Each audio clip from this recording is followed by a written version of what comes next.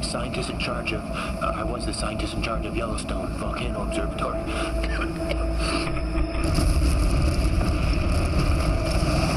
I'm not sure what day it is, and I'm not precisely sure if the eruption is over. I'm trapped here in some kind of military installation in some godforsaken part of Colorado. We've got no food, and we've got no power, and the ashfall has contaminated the water supply, and the air is so thick with it that we can barely breathe. These men that I'm with, they think if we stay put that we're going to be rescued, but I honest to God believe if we just watch and wait, we're as good as dead.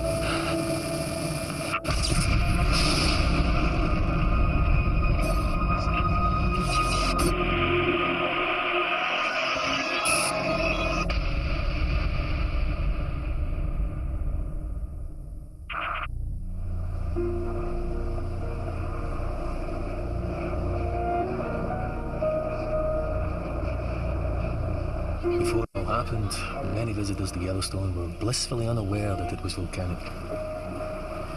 After all, where was the cone-shaped volcano, like Mount St. Helens or Vesuvius? They didn't realize that they were actually standing on top of it, that beneath their feet was one of the largest volcanoes in the world. The truth is, we were only just beginning to understand the workings of the park ourselves. And Virgil, the virtual geophysical imaging laboratory, well, that was going to help us. Or at least, that's what our boss, Michael Eldridge, tried to persuade the press. With it, we can input data from seismometers, GPS instruments, and video cameras strategically positioned around the park to produce a living, breathing 3D model of what's happening here at Yellowstone. Virgil can also help us to understand the park's beating heart. The vast reservoir of red-hot molten rock that lies just a few kilometers beneath where you're sitting now. The sleeping dragon that powers all of the geysers and hot springs, mud spots and steam vents that draw people here in their millions every year. Maggie Chin, KCVZ News, Salt Lake City. Hello. Hello. Your model is very impressive, sir. Thank you, Miss Chin. My question is, will it help? Help what, Miss Chin? Well, in the last decade, we've seen more and more ground uplift at Yellowstone. 12 feet, I believe, is the conservative estimate. Well, that estimate is not conservative.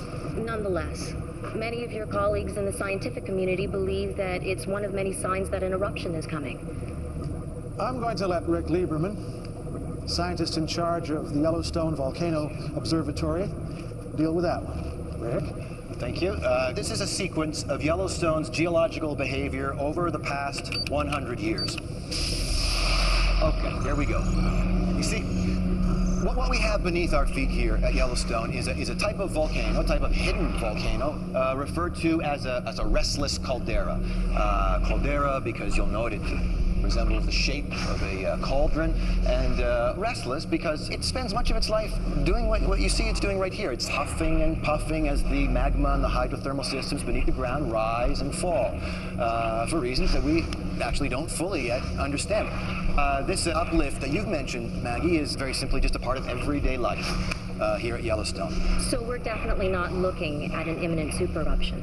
Let me say this. The chances of a so-called super eruption are on the order of something like 1 in 600,000. In fact, it's more than twice as likely that an airplane will crash into your backyard. So, haven't we just seen extra ground uplift at Norris? Yes, yeah, we have, as a matter of fact, but that may well be hydrothermal. A buildup of water. I'll tell you what, Miss Chin, you give me $10 right now, and I will offer you odds of 600,000 to 1. So if this thing does go up, you make a killing. Look, as Eldridge said, it is a tool. Oh, come on, it's unreliable. We're not relying on it. Hey, what was that? What was that? That was a press conference. That was a joke. We were unveiling Virgil. What do you want me to say? Hello, everyone, this is Virgil, and it frankly has no more of an idea of what's going on down there than we do, but thank you for coming. Buckle up. Matt, you check out the busted seismometers. I'll get there tomorrow. Here's the point. We could have replaced all of those seismometers for the money spent on virtual. That's the point. Yeah, listen, Big V will have its uses. I'll see you soon. Good to see you, man. See you, pal.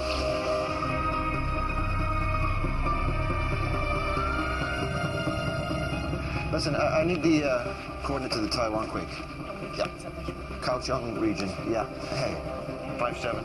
Yep. 33. Okay. This thing takes up far too much space, you know.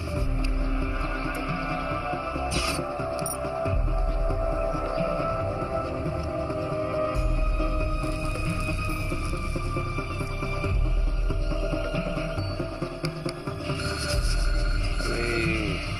Thanks, Matt. Guess what this is? You tell me. Pumice. It comes from deep inside a volcano. It's so hot the rocks all melted. But when the volcano blows up, it's blown high into the sky. And guess what? It floats. Oh, that's my coffee. How many is that? That floats. Yeah, okay, pal. That's enough. Hey, I found out about flights. They said it's fine at 7 months. Oh, come on, Fee. Honey, we just flew to Yellowstone and back. Yeah, I know, but that way you were with me, and B, you weren't in the air for like 11 hours. And then I don't get to see my mum this side of Christmas, do I?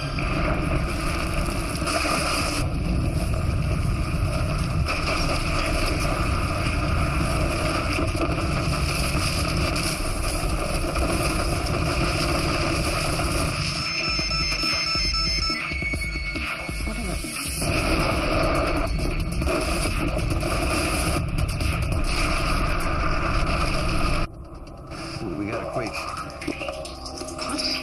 I'll call you. I'll see you guys soon. This is Matt. What's the damage? Some broken glass. I'm sure nothing major. Okay, what do we got? Be in touch. 7.9. 10 kilometers beneath the South Arm Fort. Okay, I'm running simulation 6.9 at what? 10 kilometers beneath the South Arm Fort. That's confirmed, 6.9. Standing by for more data.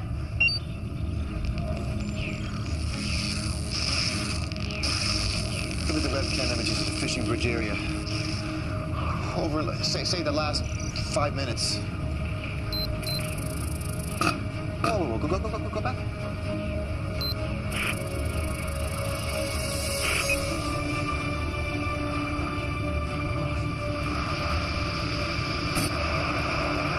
Tell Matt he needs to get to the other end of the lake. Where are you gonna be? I'm gonna be in my office.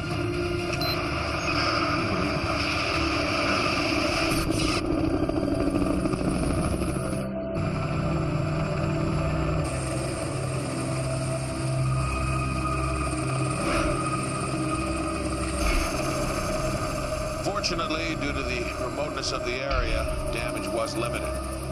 But tragically, 9 bodies have been recovered so far. All from the fishing bridge area of the park. As well, 43 people have been taken to hospital with various injuries, some of them life-threatening. I'm going to hand you over now to Mr. Rick Lieberman of the USGS, then we'll take some questions. Rick? The earthquake, a 6.9 on the Richter scale, occurred at 12:13 local time, centered at a depth of 10 kilometers beneath Mount Sheridan, at the southern end of Lake Yellowstone. The earthquake triggered a landslide off the South Arm Fort, which in turn caused a tsunami wave to hit the northern shore here a few minutes later. All indicators suggest that this quake was not volcanic, but was tectonic in its nature, caused by a grinding together of the Earth's plates along a known fault line. The pattern of aftershocks of decreasing magnitude is consistent with this type of seismic activity. Any questions? Is it true Old Faithful is stopped? Yes, that is true. However, ground movement can both block and unblock hydrothermal features. Has there been any effect on the uplift in Norris? No, not that we've seen at all, no. Are you still sure that there isn't going to be an eruption, Mr. Lieberman? As I've said, Miss Chin, this earthquake was not caused by volcanic activity, as far as we know. We are increasing our alert status to yellow, which, as you know, does mean watch. Yeah. Does that mean you're not ruling out an eruption? Look, Miss Chin, Yellowstone has sometimes as many as 3,000 earthquakes every year. None of them followed by eruptions. Now, everything points to this being a one-off tragic accident. The truth? We had the Hebgen Lake earthquake in 1959, a couple of miles from Yellowstone. 7.5 in the Richter scale. Massive landslide, 29 dead. And it didn't indicate a damn thing. Again in 1975. Mag 6, it didn't either. I mean, hell, I'm a politician, not a scientist. The USGS guys tell me it's another Hebgen Lake. I gotta take their word for it. You know? You go on the available facts. Problem was that, with a place the size of Yellowstone, we didn't have all the available facts. Richard Lieberman, YVO. Hey, it's me. You better take a look at KCVZ News. I will do that, thank you. I'll call you back. I think we have good reason to be concerned. Maggie, I think that we ought to make a clear distinction between a regular volcanic eruption and an eruption. Mount St. Helens was the most violent eruption in American history, killed 57 people, and it erupted about 1 cubic kilometer of volcanic ash. Watching the great man, huh? And let's say that this cube here represents the amount of volcanic material ejected by Mount St. Helens. Now, in volcanic terms, it's a tiddler. Krakatoa, Tiddler. the Indonesian volcano that erupted in 1883, was 17 times larger than Mount St. Helens, killed 36,000 people, and it's represented by this cube here. Finally, we have this. This is 2,500 times the size of Mount St. Helens. This is a supervolcano. This is currently sitting underneath the ground at Yellowstone Park. And when was the last time one of these super eruptions happened? About 74,000 years ago, in a place called Toba, on the other side of the world, Sumatra. Now, the volcanic eruption there was so vast, it created a volcanic winter, plunged the world into darkness, and all but wiped out the human race. Missed one, though, didn't it? And Yellowstone has produced eruptions on this sort of scale before? Oh, yes. 3 times in the last 2 million years. And you think that the activity that we're seeing there right now may indicate that it's about to happen for a 4th time? Oh, God. Yes, I do believe that these events are cyclical. 3 caldera-forming eruptions in the last 2.1 million years means, on average, 1 eruption every 600,000 years. And we haven't had an eruption like that at Yellowstone for 640,000 years now. In other words, we're overdue. No. Yes, I believe that. Jeez. I believe that the warning signs are there, if you care to read them. Thank you, Dr. Wiley. You're welcome. Thank you, Dr. Wiley. God. I know he's your brother-in-law, Rick, but the guy's a total numpty. That's not a good thing, right? No, that's not good, no. Is there or is there not a magma chamber underneath Yellowstone National Park? Yes, Yes. And is this magma chamber of sufficient size that if there was an eruption there, it could potentially be rated as a super eruption? Exactly. Well, I'm not saying that there will. I'm saying that there's a chance. No, what you said on television was overdue. Do you know that's what you said? Overdue, you said. Caught up in the moment, I expect. Well, you and a few million other people, I guess. Hey, let's not do No, sis, I have a legitimate scientific viewpoint. He thinks he's the... Have you ever actually been to Yellowstone? It's not necessary. Your excellent website provides all the data. I just interpret. Oh, you misinterpret. That's what you do. Can we not do this now, please? All I'm saying is you do not go on television and create a mass panic over one potential scenario just in order to sell a book. Oh, come on. You don't go on television and tell everybody that everything's going to be just fine when you know damn well it might not be. Kenneth? No, but just... No! Both of you. I said not now. I'm sick of this. Do you have nothing else? You haven't seen your nephew in over a year. Sorry. Hello, Will. How's school? Seamless. Sorry. When I first met Rick, he was a geology student, part of a team studying Yellowstone Lake. They discovered this enormous 2,000-foot-long bulge beneath the lake. And we got very excited about it, and the press got hold of the story and convinced a lot of people that Yellowstone was going to blow. It created this huge panic, and then nothing happened. It made Rick very cautious about what he said in public. You know, when he got the job as scientist in charge, he paid even more attention to what he said. So, it's a boy, right? Little boy dragon. Huh. And with a new feature. Show me. Some sort of anomaly above the magma chamber just below Firehole Creek Basin. Yeah. Could be water or gas. An intrusion of magma through a fault line opened up by the quake, right? Yeah, impossible to tell till we get a clear image. Oh, thanks. We're still processing all the data from that KOS sunquake. Oh, God, that was days ago. Yeah, I know. Listen, Matt's found a section of dead pine to the northeast of Sour Creek. You got a visitor. Hang on. Northeast of Sour Creek Dome, along a ring fracture of the Caldera Rim. CO2 or heat? CO2, suffocating the roots. The magma's only 2 to 3 kilometers deep at that point. Yeah, or less if it's rising.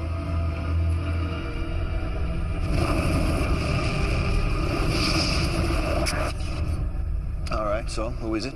Wendy something from FEMA. Wendy Rice? The undersecretary in charge of the Federal Emergency Management Agency is here. You told her to wait in my office? You're fired, Dave. You can't fire me. Yeah, you're lucky that's true. I'm sorry. Ms. Rice. Hey, you've caught me off guard. Sorry. I'm Richard Lieberman. Yes, Rick, I recognize you from the television. Oh. Just call me Wendy. Thanks. Well, sorry about the mess, Wendy. No problem. It's been a busy couple of days. Please sit down. Yeah, I'm just going to cut to the chase, Rick. I want to know if we should be worried about this.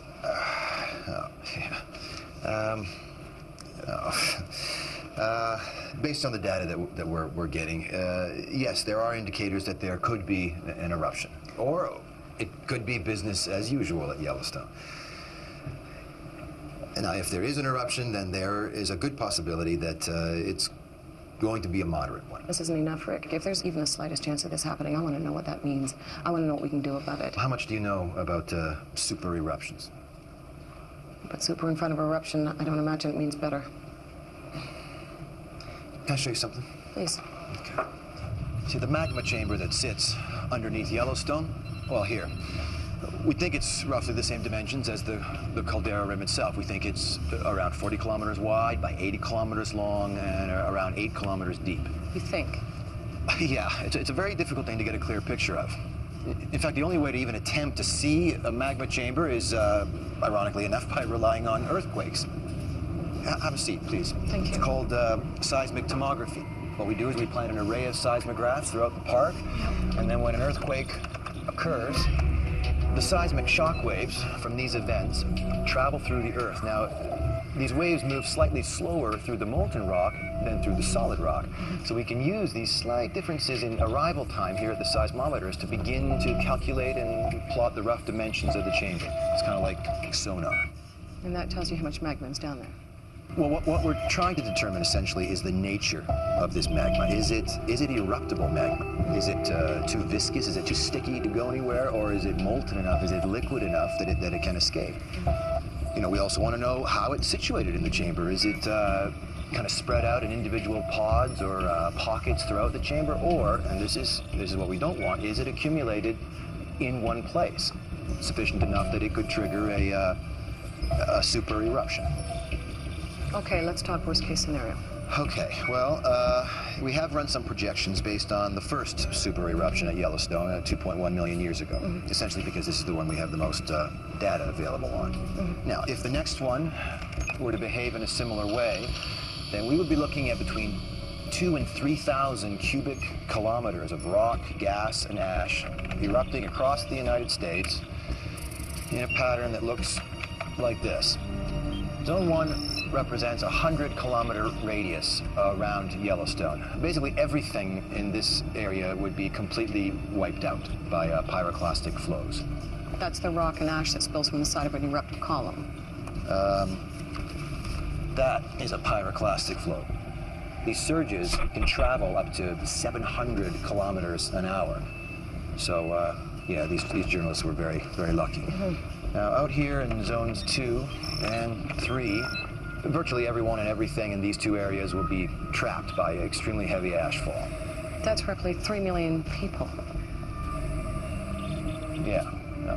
And here out in zone 4, we're talking about ashfall of around 15 centimeters. Now, 15 centimeters, that doesn't sound like a lot, but you add rain to 15 centimeters of volcanic ash, and that is certainly enough to collapse a roof. And then, you know, in zone 5, gets down to around 5 centimeters of ashfall. This is a huge area covering most of the grasslands. Any animals that happen to be grazing there. And that's also the grain belt, of course, so that's all the food gone. And then zone 6, we tail down to around 1 centimeter of ash, extending out to the eastern seaboard. A centimeter. I read it takes just 1 millimeter to close an airport. Yeah, the thing that people don't understand about volcanic ash is it's not like ash from your backyard barbecue. It's rock. It's abrasive, it's pervasive, it's destructive, it shorts out electrical equipment, it clogs machinery, you name it. And it's also extremely tiny. It's 100 microns across. It's so tiny you can inhale it, and when you do, it combines with the moisture in your lungs and forms a cement-like mixture. You essentially drown in what's basically liquid concrete, so. Anyway, that is the worst case scenario. So you tell me, I mean, if an event like this were to happen, what is FEMA gonna do? Is it gonna happen? Is it gonna happen? Yeah, it is gonna happen. Is it gonna happen in our lifetime? I don't know. And that is the most honest answer that anybody can give you, Wendy. I don't know.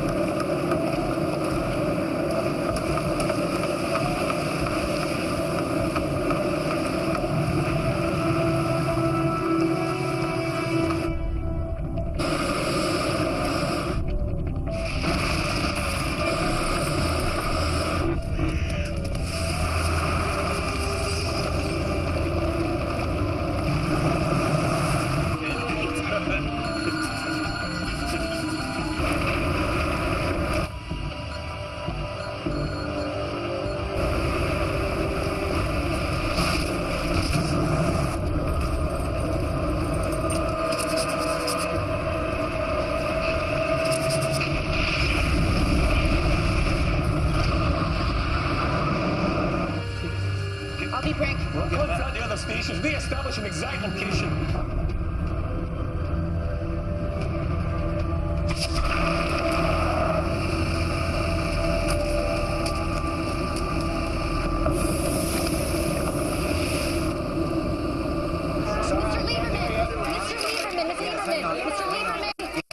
Denying the possibility of a super eruption. Norris, as I've said to you before, Miss Chin, Norris was a hydrothermal event, and by no means a surefire indicator of volcanic activity. And certainly not on the scale that you are referring to. Nevertheless, we have issued a code red warning because we don't take these things lightly. Yes. Daddy. Yeah. He's getting famous. But you can't rule out a super eruption, can you? What's what? Twice as likely as an asteroid strike, according to some experts. And half as unlikely as being struck by lightning, Miss Chin. And how many of us lose sleep over that? That's all the time we have. Thank you. Thank you very much. Too much politics, not enough science. Okay, we ready to run this simulation? Let's do it. All right. So what I'd like to do is run through a couple of potential scenarios here. We've got another quake just over a mile south of Norris. Okay, how big? 1.9. 1.9, okay. Now, this anomaly that we've discovered near Norris, now this could be water and gas, as we know, or worst case scenario, it could be a new pod of eruptible magma. So I want to concentrate our simulations around this area and see what the potential damage could be, okay? So, option number one. Let's say that we've got 1 cubic kilometer of eruptible magma. Okay, and drop it. Run it.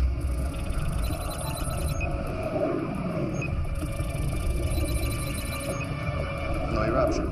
Based on option 1, seems not. All right, then let's keep all the other parameters the same, but increase it by 5, so we'll make it 5 cubic kilometers.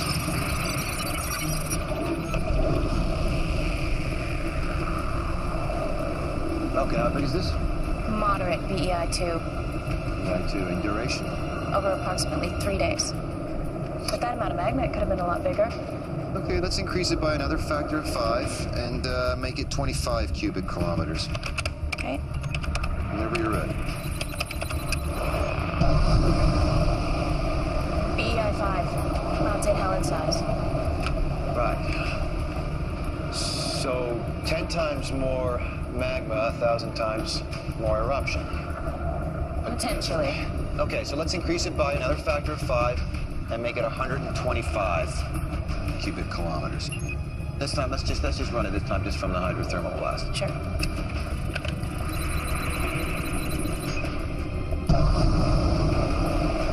BEI 5 again. Okay. BEI 5 again.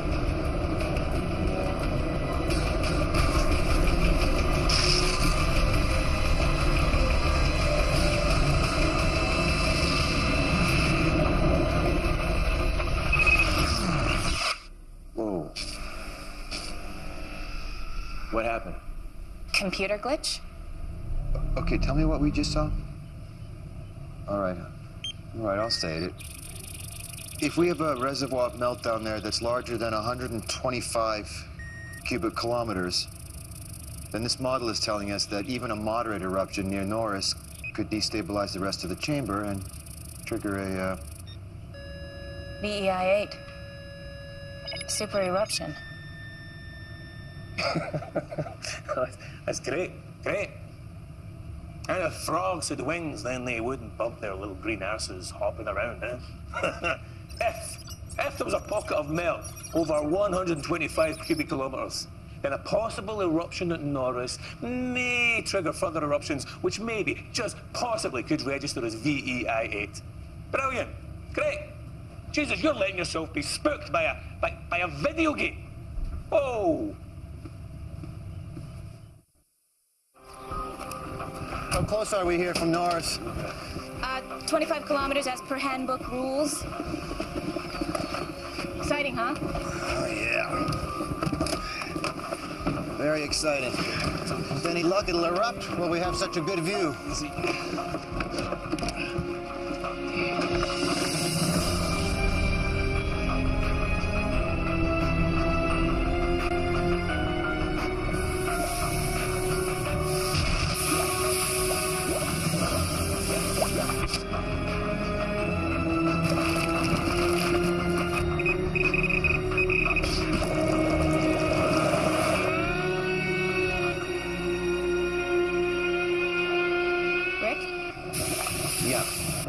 Nancy, you better get up here right away. Okay. So where's this uplift concentrated? Here, Firehole River Basin. It's miles from Norris. Hang on. The question is this rising magma or is this groundwater? I could make a plausible case for either. Yeah, I know you could. Another 2.2 to the northeast of Norris. That's the third today. So, we got another swarm coming? I need the SRI data for the entire park. Could we get more instrumentation down at Firehole River Basin? If we steal them from elsewhere. Well, steal them. To a geologist like me, there is only one surefire sign of an impending eruption, and that's harmonic tremor. That's a seismographic reading which indicates that magma is on the move. Even then, though, even when you see one of those, you can't tell how big an eruption you're looking at, but you know that it's coming. Well, on the 26th of June, for the first time, we saw just that. We saw harmonic tremor. And where is it? Norris. Rick, do you want to suggest a change of alert? Yeah, you know, another red, it's going to create more panic. This is as sure as we get. I know. This is imminent now. I know. You want me to plug the data into Virgil? And find out what... Hang on. No, really, please, find out please. what... Let's do that and just see if it... Look, there's going to be an eruption, okay? We know that. I don't need you to tell me what harmonic tremor means.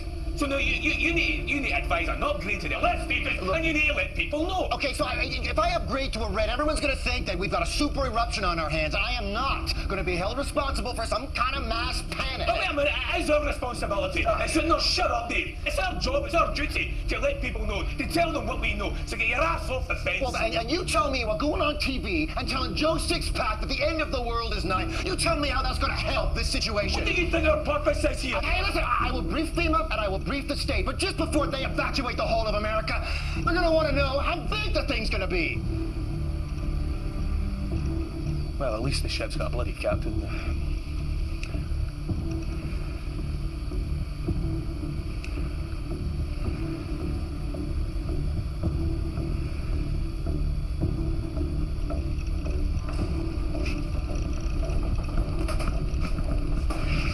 Guys.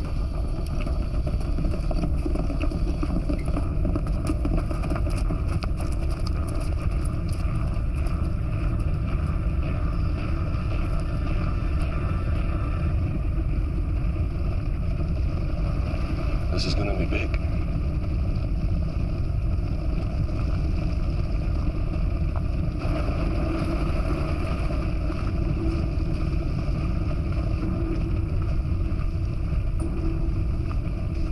What is going on? Nothing is going on. What do you Come mean to say? on. What, no mention of it for weeks, and all of a sudden we're going to England. Not like that. I'm not supposed to be suspicious. Look, you said that you wanted to go and see your mom, Oh, Jesus, right? Rick, just be honest with me. I'm being honest Are with you? you, yes. This is going to be a big eruption. You've got to come with us. It's going to be exactly what I said that it's going to be. You know, this little girl may never meet her father because of the decision you're making right now.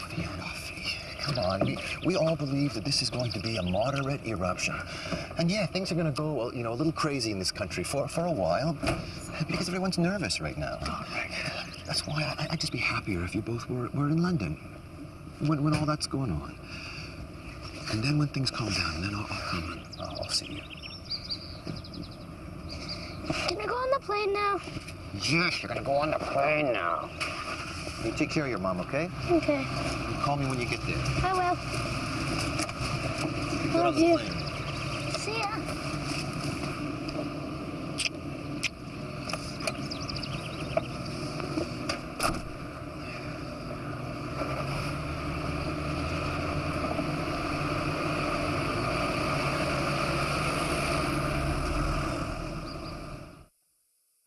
I'm going to refer you to our San Francisco FEMA office, and I want you to talk to Lisa Cochran.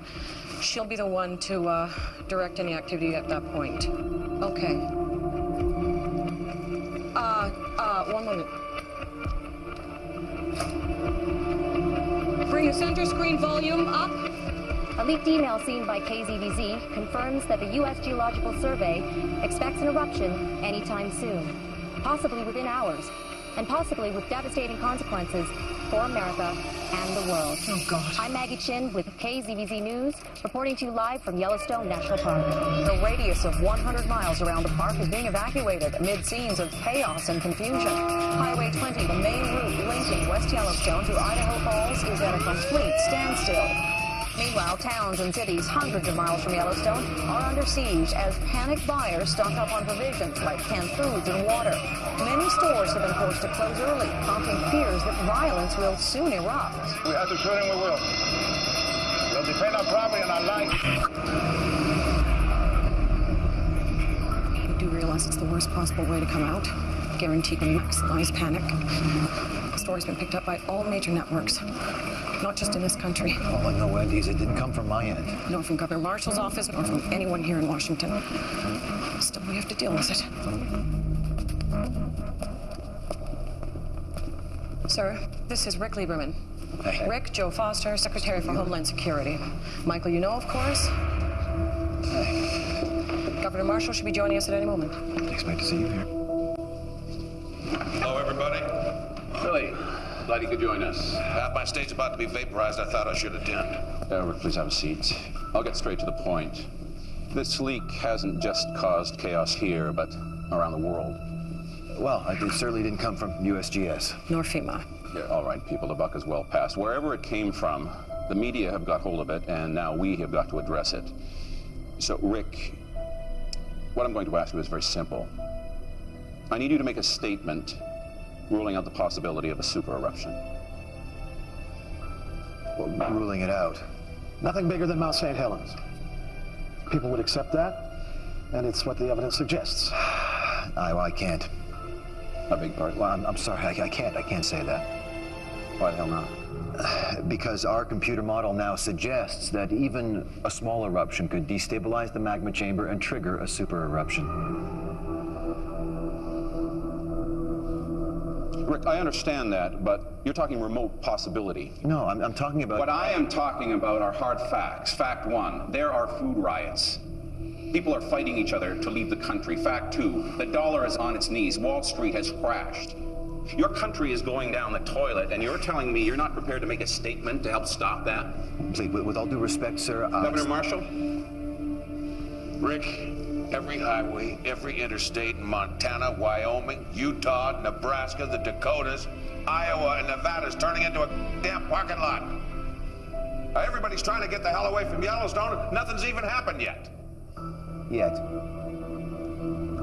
But the point is, Rick, even if the worst does happen, with clogging up the roads, screwing up the airlines, it's not going to do any of us any good. I appreciate that, Wendy, I do. But until I have something definitive, please don't make me make statements that are contrary to... You know as well as I do that harmonic tremor can stop as well as start. Mike. It's your responsibility. My responsibility is to tell the public and the landholders what is happening at Yellowstone. You know that.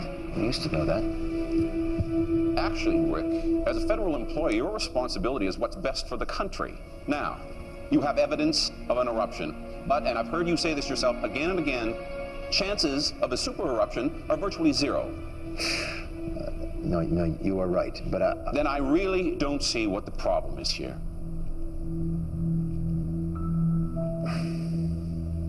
Thank you all. I'll see you in 10 minutes.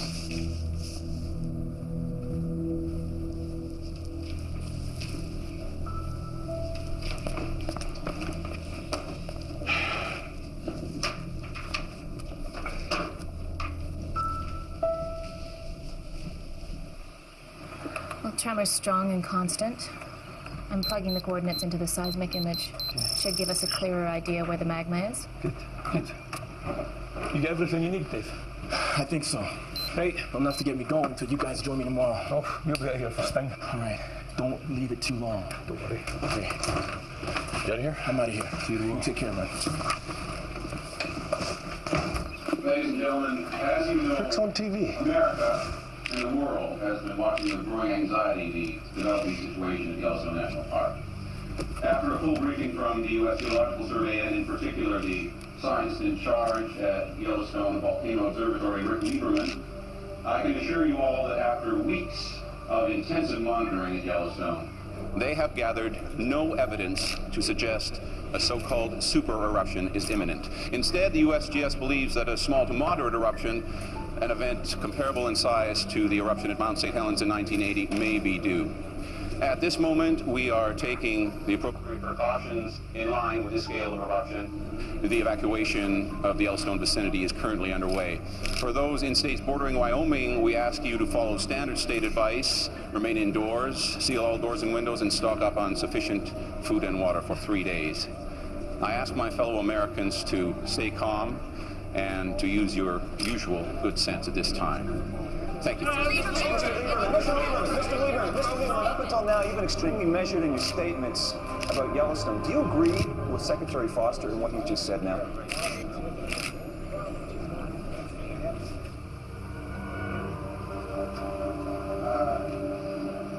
Yes, I do. Thank you.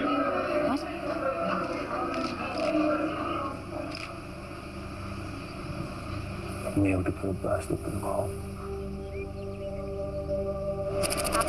Flight HA356 to San Francisco. Hi.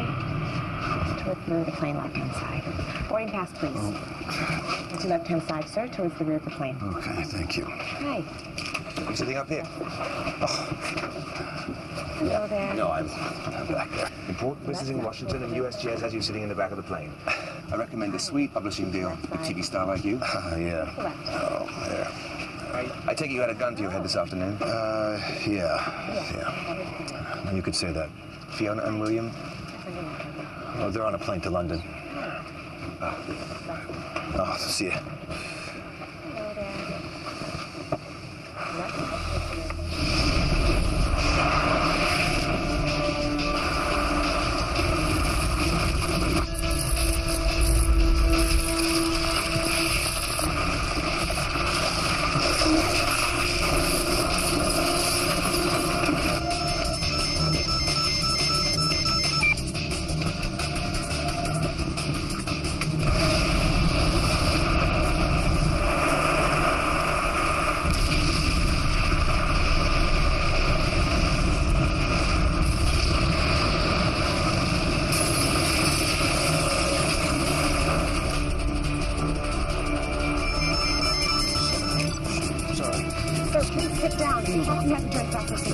Sir, I have to ask you to turn your phone off. Jack! I think he's over here!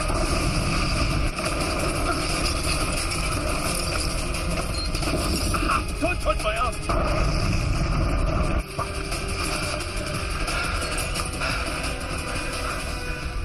This is it, Mac. It started.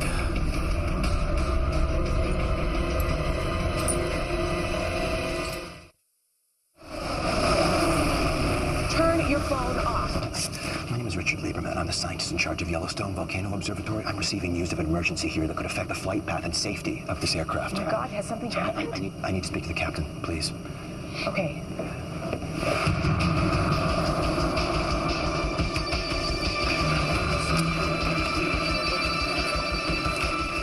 Hey, Bob.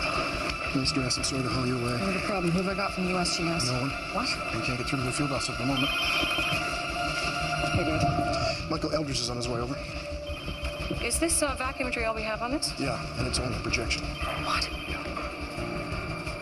Okay, Air Force, I need a plane up there as close as they can get taking a look at this thing. Let's brief the White House on what we know so far. Dave, get VAC on the line. I want to talk to Governor Marshall in Wyoming, Joe Foster at Homeland, and keep trying the Yellowstone field office.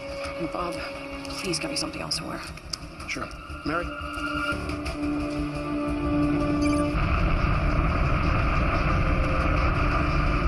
got the chopper. You need to take a look, man. You need to see what's going on. Make contact with Dave. Let him know what's happening. Go. Okay. There are two kinds of volcanic eruptions, red and gray. In a red eruption, the magma, it's actually called lava when it's erupted, flows freely from the ground. You've seen it on TV, this slow-moving flow of molten material. It's damn destructive in its own way, but slow. Very slow. You can literally outpace a lava flow without breaking a sweat. Not so with a gray eruption.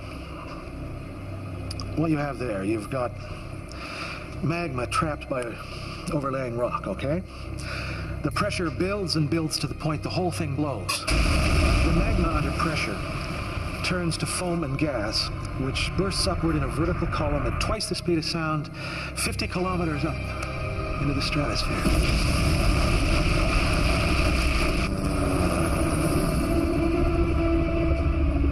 Dave, come in, Dave. This is Matt. Damn it. Dave, this is Matt. Hey, Matt, it's me. I'm heading out to Bozeman. Where are you? Just to the northeast of Morris. What are you seeing? Oh, it's a single vent. Moderate size at the moment. How far from Bozeman are you? About an hour. Okay, listen. Rick is on his way back from Washington. We got shaken up pretty good back at the field office. It's completely down. What can you do for us? I'll be up and running in 30 minutes. It's been estimated that within the first hour, 100 million tons of pumice, rock and ash were ejected, powered out by something with the explosive force of 1,000 Hiroshima bombs. Then the wind carried the top of the column eastwards. Within an hour or so, pumice and ash began to fall in towns hundreds of miles away from Yellowstone. Cody, Billings, Idaho Falls, Bozeman, where Dave was. Can you give me a hand? I just got a few things in the back of the truck to unload. Thanks a lot. Rick, it's Dave. Dave, listen. How's this seismic activity? This is a triggered an eruption. Yeah, Matt said it's a single vent. Okay. Dave, I need to determine the size of this vent. I need to do that as soon as possible, all right? All the equipment's down, and Matt can't get a clear view from the chopper. Just put that down anywhere. I'm booting up a link to... Please, tell me you have a high-speed data port. Oh, yeah, it's right over there. Oh, thank God, thank you. Sorry, Rick, yeah. I'll have a satellite uplink in a few minutes. Should be able to see the ash cloud, and I'll patch in the back. Okay, listen, Dave, I need you to talk to Michael Eldridge in Washington, okay? Get a hold of him, just, inform him about what's happening, and tell him that we need him to declare Red Level 3 emergency, all right? You got that? Red Level 3. I got it. All right, and if this vent gets any bigger, anything else opens up, and I need to know about that, Dave. Will do, boss.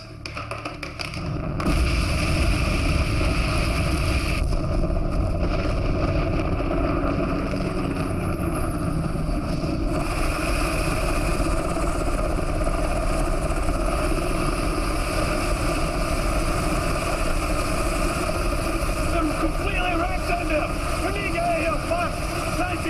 Papa, go! Me, why? Because I say so, go! No, you're hurt, Doc. We'll take a truck. You go. You go, you need a doctor! I say, Master, I say!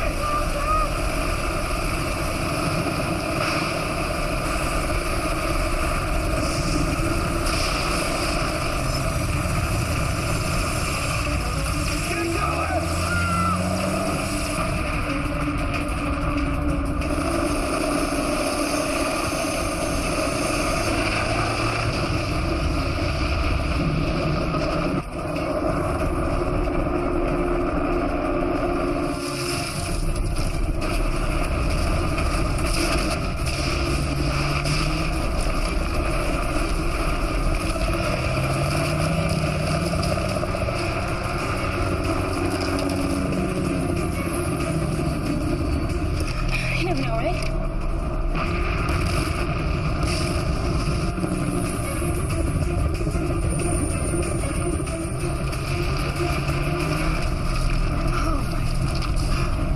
Oh my God. Here, Buster! Sofort! Walk! Hopp, wir können auch runter, walk!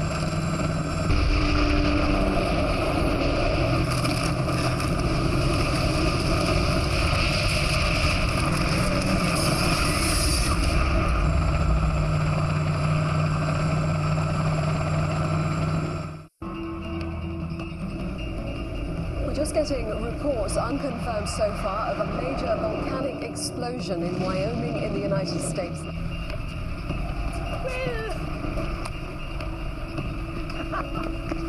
Early reports from Wyoming say the eruption has killed literally thousands of people. Many cities near the volcano in the Midwest have been destroyed. Authorities now fear a humanitarian catastrophe on an unprecedented scale.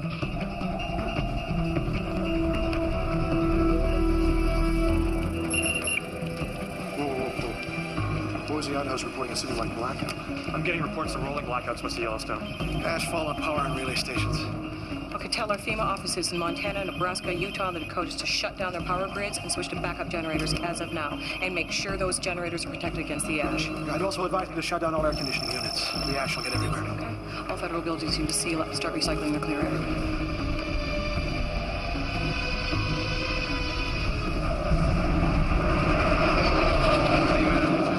Trigger 2, over. Go ahead, Trigger 2. I'm now monitoring the eruption element, level 500. The indications are below about 290. The wind is westerly, but above that it veers around to 7 or northwest, over. Hank, you got those coordinates? 290, the wind is westerly. Oh, man. It's directly across major commercial air routes. Hank, I want all airspace across the central USA cleared and put east and west coast on standby. Michael, where is your guy? I need him here. Rick Lieberman? Yes. He's in there somewhere. He was flying back tonight. Okay. Anyone need some blanket? There you go.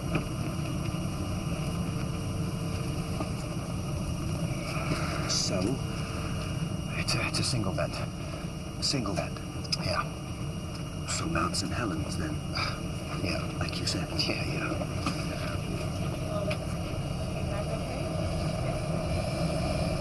What's that? Come on. That smell.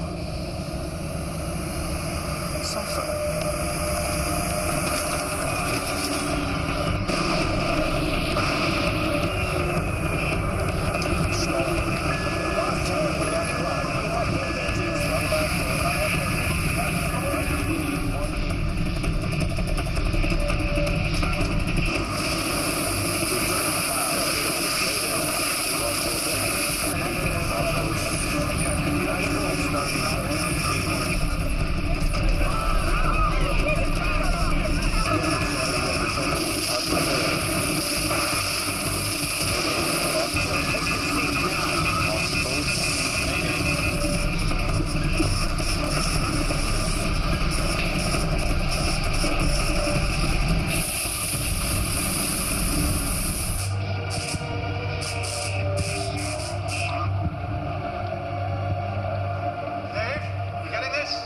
Yeah, I got it.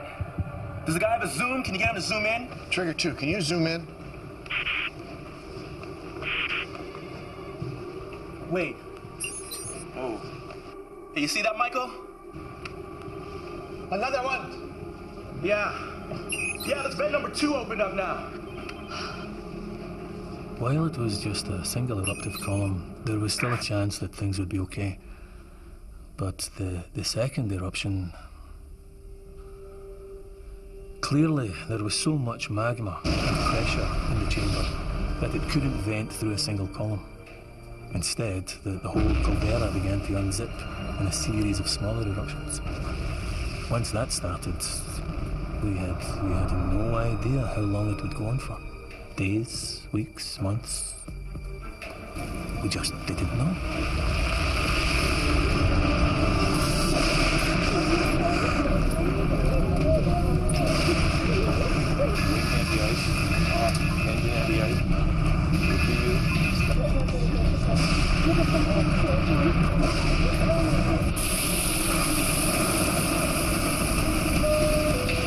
Ladies and gentlemen, this is Captain Frank.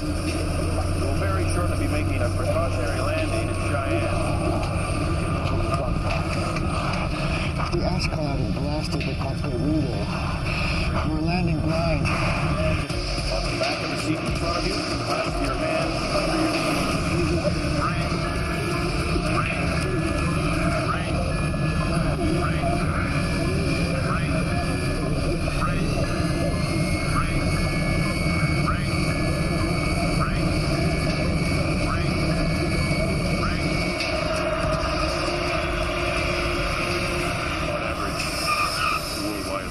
Planes each year unexpectedly fly into ash clouds, and on that night 35 did, and that was just over the U.S. Flying into one of these ash clouds is worse than getting a dump truck full of sand thrown into your engines, because volcanic ash, it's rock. The ash melts over fuel nozzles, turbine, various engine parts. The really amazing thing is how often the engines survive and restart once you get back into clean air.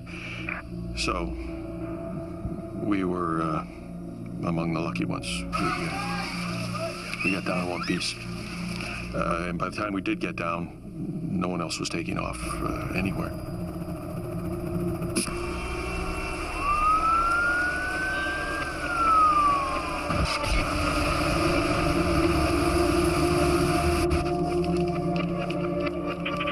Reports of large numbers fleeing into Canada along Interstate 15 and 29. Lincoln, Nebraska is on standby to evacuate. Stand them down. I need to clear those roads and get me a transportation update on the Coast Guard. The Air Force is evacuating its planes out of bases at Minot, Grand Forks, Ellsworth, Nellis, Kirtland, Offutt, Peterson, Edwards. Is there anywhere they're not evacuating? The East Coast, basically. Thank you. Wyoming's declared a state of emergency. They've asked for federal disaster recalls. Did you get that, Denver? Guys. Hey, guys. Looks like we got another vent opened up. Oh, God, 3 vents open. Michael, how bad is this going to get?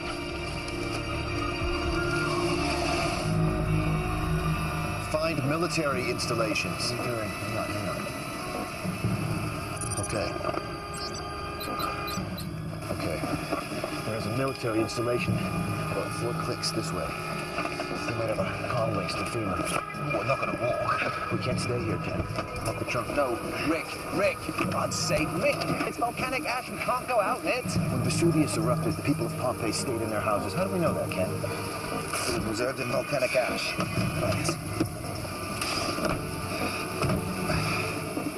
We'd already seen from previous eruptions, Mount St. Helens, Montserrat, Pinatubo, we'd already seen that the terrible damage that even small amounts of volcanic ash can do. If it gets in your eyes, it can blind you. When it's breathed in, it will mix with the moisture in your lungs to form a suffocating cement. It's also unbelievably dense. Just 20 centimeters can collapse a roof, half that amount if the ash gets wet. Only people living within a 100-kilometer radius of Yellowstone had been evacuated. Everyone else, caught under the ash cloud, was in serious danger. Dave, are you getting this? Yeah, I'm seeing it. 2 more vents makes 5. I'd say the caldera is definitely opening up. What do you think, Michael? I concur with that.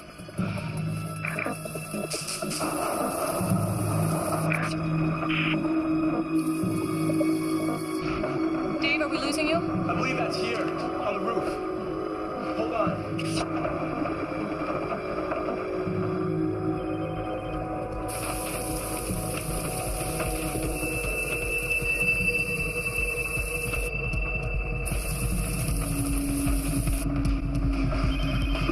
coming down hard. Dave, you gotta get out of there now. What? Go where? Well, you got a secret highway no one knows about? What about the people in the motel? Some are gone, but most are staying inside hoping to ride it out.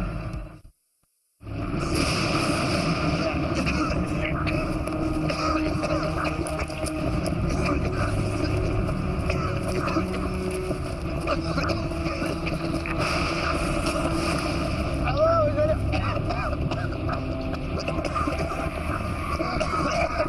there?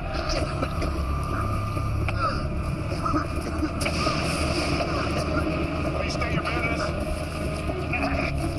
Yeah. My name is Richard Lieberman. Is your communication equipment working? Yes, sir, it is. You need to contact Wendy Rice at FEMA in Washington. It's Richard Lieberman, YVO. Hold on a second. She's here. Don't hang up. Wendy Rice. Let him in. Give him anything he wants. They found Rick Lieberman.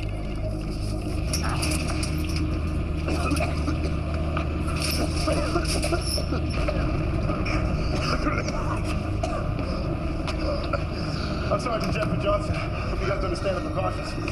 Thanks, guys. Thank you for letting us in. There's water downstairs. Thank you. After you guys.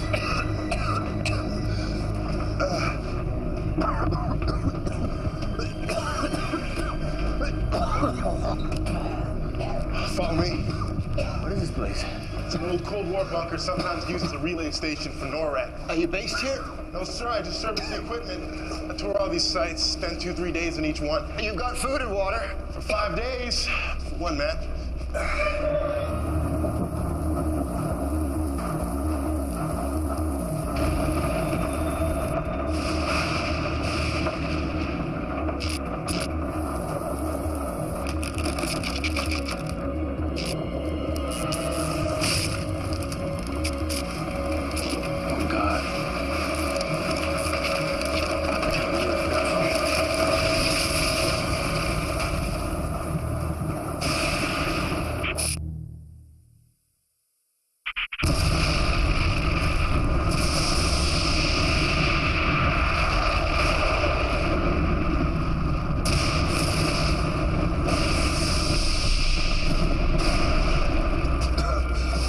Try that again. Okay, go back to what you had before. There we are. Are you getting this, Rick? Yeah, almost. What do you make of it? Show me the satellite image. Mapping, bring up satellite. Okay, go closer. That's amazing. Okay, can you give me the thermal image?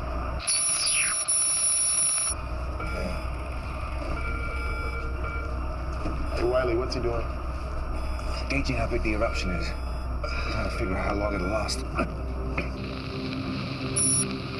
Well? Looks to me as if the various vents are beginning to define the rim of the new caldera. So I suspect that eventually they'll all merge to unzip themselves into a single massive vent. Rick, can you give me any idea of how long this eruption will last? Well, this looks about half as big again as the previous caldera, so I think you're looking at something 60 kilometers by 90 kilometers. I mean, we are looking at an event on the scale of the Huckleberry Ridge eruption. It was the first at Yellowstone, and the biggest. And?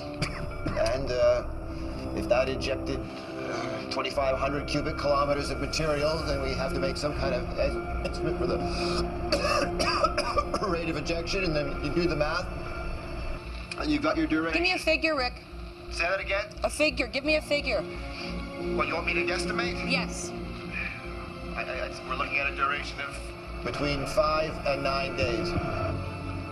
But it doesn't matter how long it lasts, Wendy. Make no mistake, we are looking at a VEI here. There's no question anymore. What happened? Lost the link. Let's get that signal back. VEI-8, Michael. Super eruption. Yeah, the worst case scenario. No, it isn't. John Galvin, he was at the field office when they The erupted. worst case scenario isn't a super eruption. The worst case scenario is a super eruption which goes on and on. If a volcano ejects more than 1,000 cubic kilometers of magma, it's a VEI-8. The magma chamber under Yellowstone has the capacity of 25,000 cubic kilometers. Problem is, we don't know how much of that is eruptible magma. But that is what will dictate whether this eruption goes on for days or for weeks.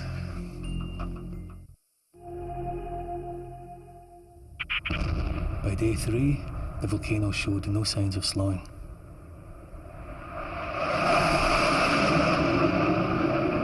The ash cloud had covered 3/4 of the United States. Cities like Chicago, St. Louis, Detroit, Minneapolis, they were at a total standstill. Roads, railways, airports were all closed. The power supplies failed. The water was polluted. Every day it moved eastwards by another 150 kilometers. And all we could do was sit and watch. L'azione possa essere contenuta o se ci troviamo di fronte ad uno dei peggiori disastri. We have no clear idea of how long it might last or what devastation it might reach. تشير آخر الأنباء إلى أن الحمم والصخور التي قذفها الانفجار الفولكاني. Listen to the advice of your local emergency services. Follow it. May God be with you all. Hundreds of thousands of US citizens are homeless as they fled from the ash cloud that now covers 3/4 of the country. Thousands of others have been trapped in their homes, and the Federal Emergency Management Agency admits it could be weeks before they can get aid to them. Good morning, sir. Good morning. Morning, all.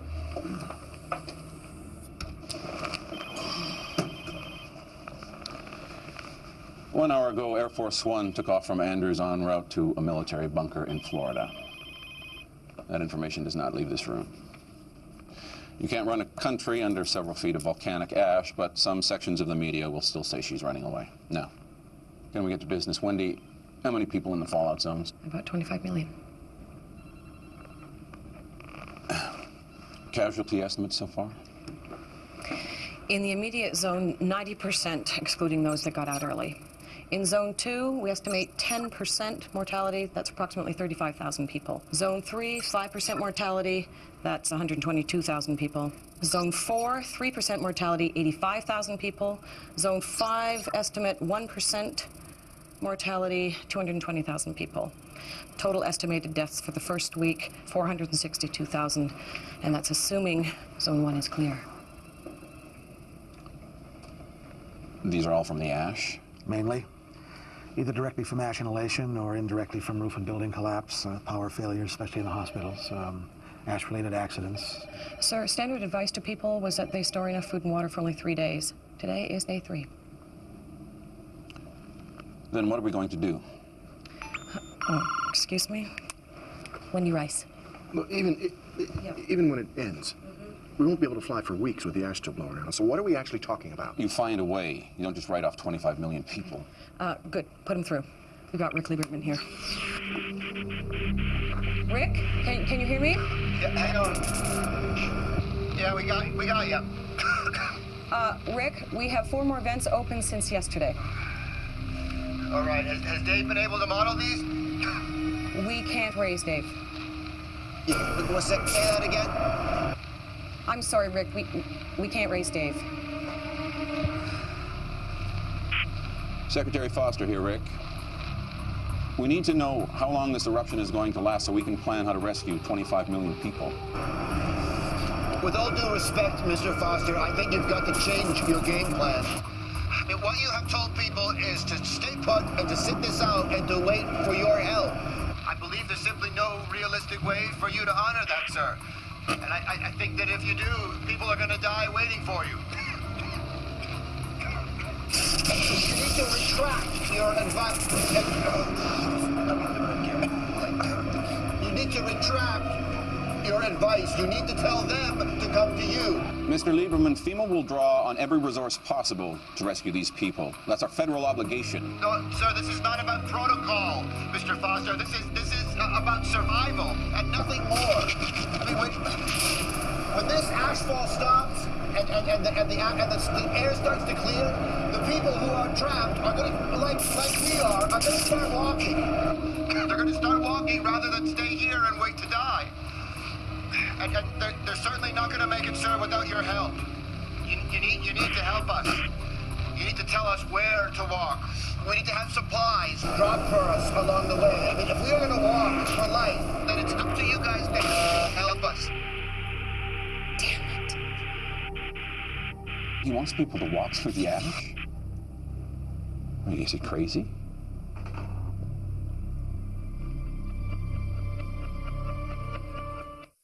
I just keep thinking, could I have done something different? Should I have done something different? Just been more decisive or stronger if I could have, made the call earlier. Maybe that would have changed things. Maybe that would have saved some lives. I guess that's up to other people to judge. And my family, it's them who will be left with the fallen. These men that I'm with, they think that if we stay, put that we're going to be rescued. But I honest to God believe that if we wait, if we just wait, honest to God think that we're as good as dead.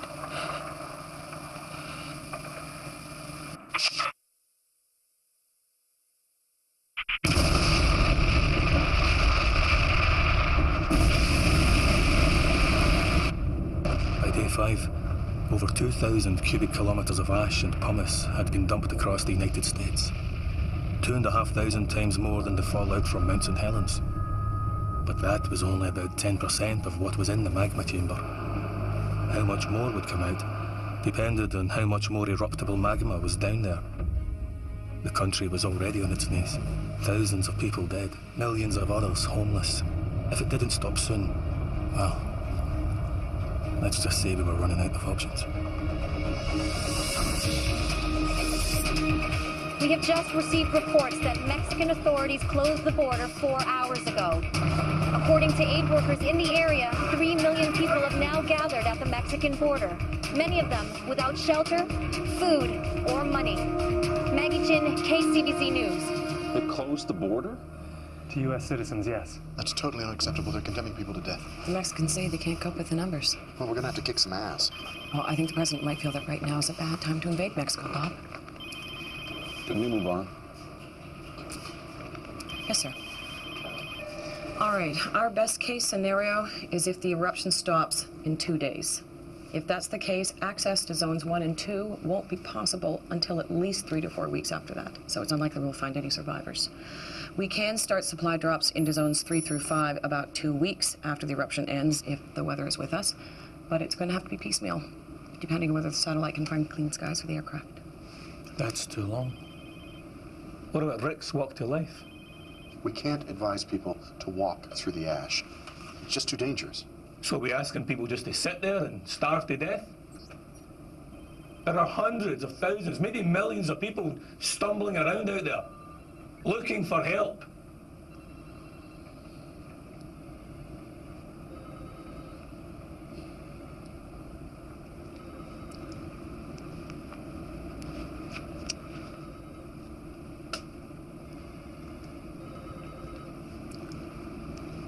Sir?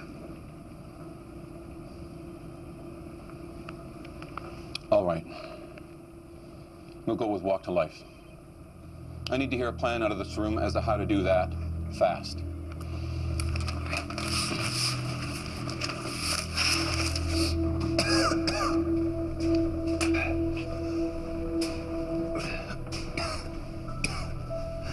Well, still raining. Ash? Save the battery. We're gonna need it outside.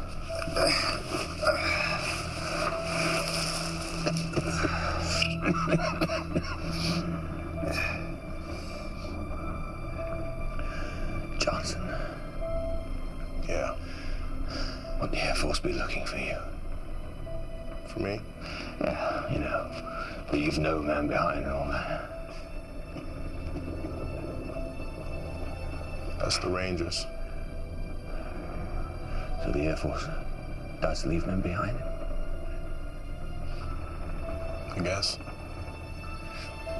I should have joined the Rangers. Cheyenne's our best bet. We should head there. FEMA. FEMA knows we're here. They'll send somebody. Kenny, FEMA's got 25 million people to save. By the time they find us, we'll have starved to death. Not if we hate Johnson. Try it, man. Definitely a book in this when we get out. Oh, I don't know. One doesn't like to say I told you so.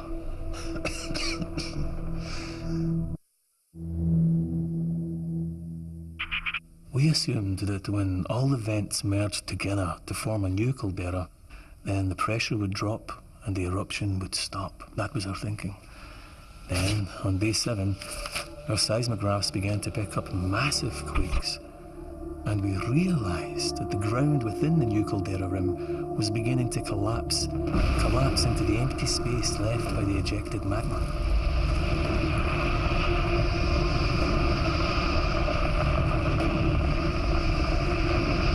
That's all the major drop points. The Pentagon has 45,000 pilots, 800 planes, and 560 choppers ready to go as soon as it's safe to fly. Information leaflets? With the ash jumpers and all the pilots. You need to see this.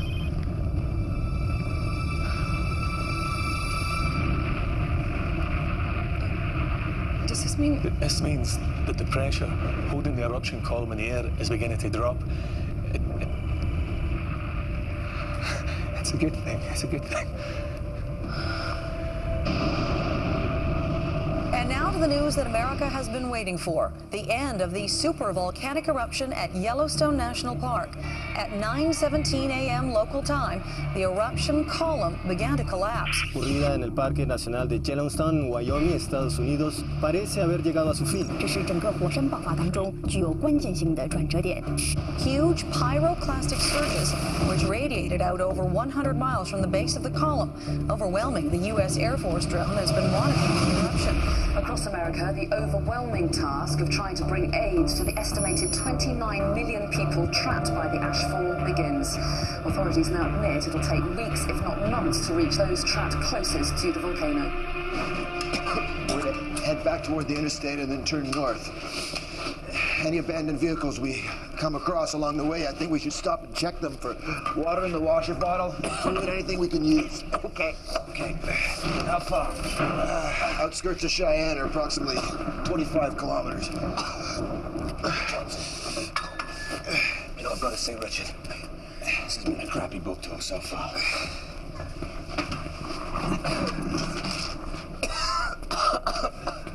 Flashlight. Ready? Okay. Come on. Come on. Up.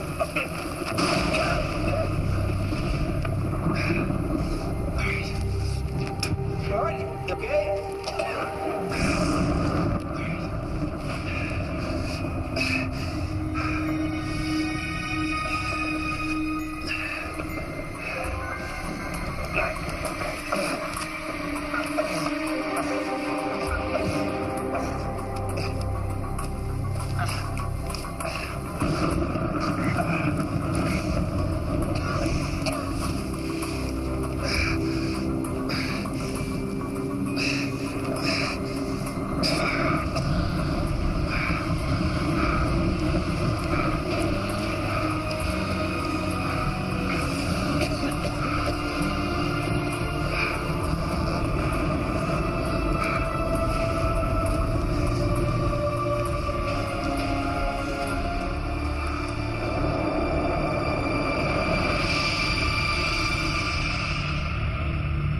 It used to be BC and AD, before and after Christ.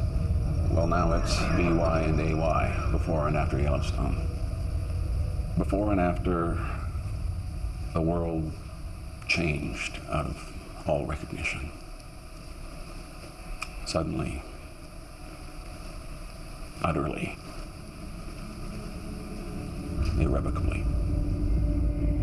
the global effects were not fully felt until a month or so after the eruption had stopped. Billions of tons of sulfur dioxide ejected by the volcano wrapped their way around the northern hemisphere, cutting down the sunlight. Within weeks, temperatures started to plummet, as much as 20 degrees in some places. Then the aerosols jumped to the equator and started to cool the southern hemisphere. The monsoon failed, adding drought to the bitter cold. Climatologists say it will start getting better in a few years. But let's just say, I don't think I'll live to see another tan.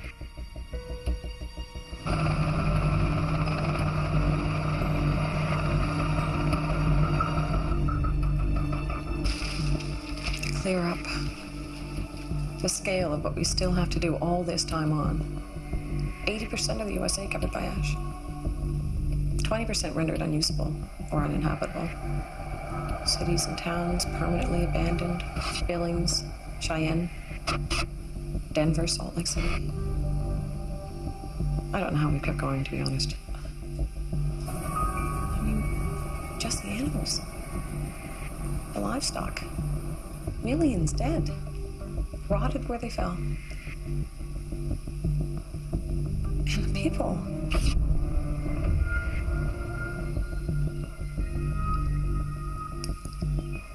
If it hadn't been for Walk to Life, 7.3 million lives saved. That was an achievement. And it was Rick's achievement.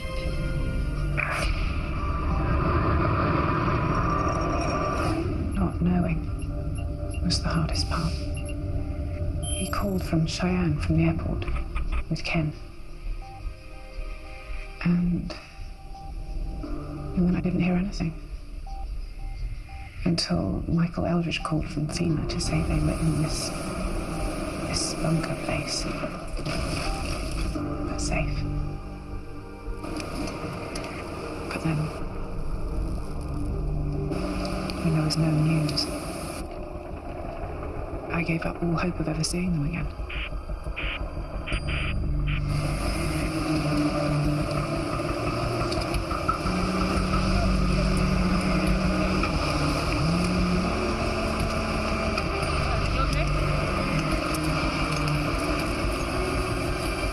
Sir, I believe this is yours.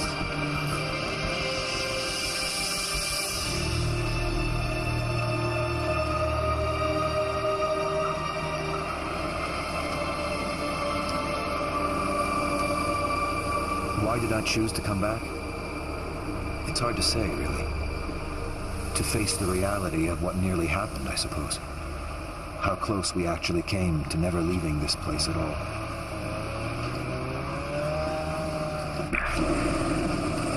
We were picked up in Cheyenne. And when the ash finally stopped falling, we were transported to Denver, where we waited with thousands of others for our turn to be rescued. It would be 3 months until the transatlantic routes opened up again, and I made it back to my family in England. But I soon realized I couldn't stay there. Not until I'd seen for myself what had happened to Yellowstone. The place I'd spent my whole life trying to understand.